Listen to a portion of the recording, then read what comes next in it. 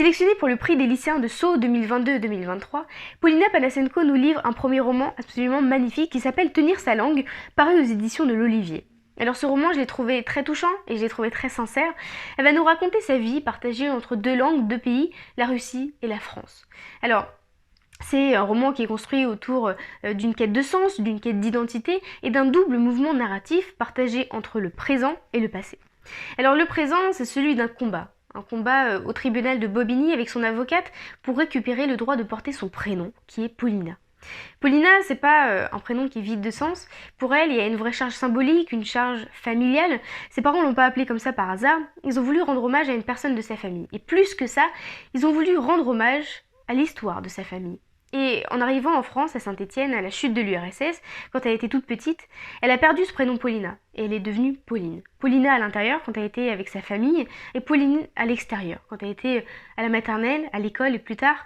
Et en changeant de prénom, en devenant Pauline, en perdant quelques lettres, une sonorité, en fait elle a perdu une part d'elle-même, une part de son identité.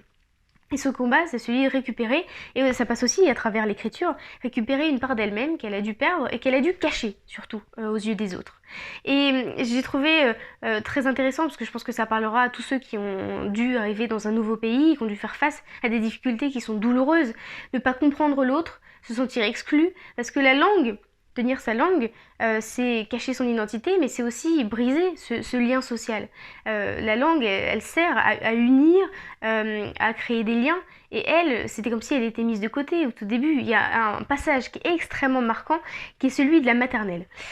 On le sait, la maternelle, c'est un passage qui est très difficile pour tout le monde, où on est séparé de ses parents pour la première fois, on est un peu perdu, et on comprend pas grand-chose, et elle, ça va être d'autant plus douloureux que en perdant, en se séparant de sa mère le jour de la rentrée, en fait, elle se sépare de la compréhension du monde. Puisque à partir du moment où elle lâche sa main et où elle part, il n'y a plus personne pour la rassurer. Il n'y a plus personne pour lui dire comment sa journée va se passer. Il n'y a plus personne pour lui parler.